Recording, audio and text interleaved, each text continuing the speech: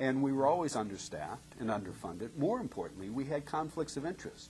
When one poor person attempts to get a divorce in any contested fashion against another person, their spouse, they're most likely both poor. And legal aid could not provide representation to both sides of any dispute, whether it was landlord-tenant or a small employer and employee, are most prevalent in divorce cases. We had a panel of attorneys who volunteered to take up cases on a conflict of interest basis for legal aid.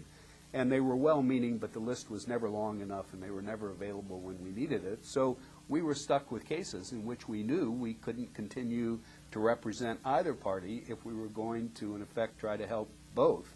And we didn't have anywhere to send the other person.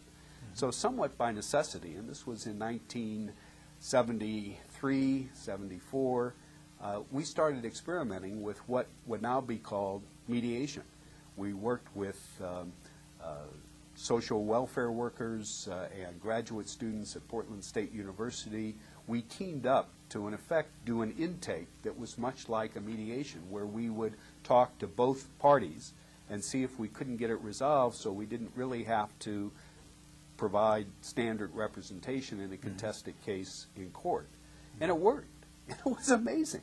It was born out of necessity, but it seemed to be a better way to resolve the problem.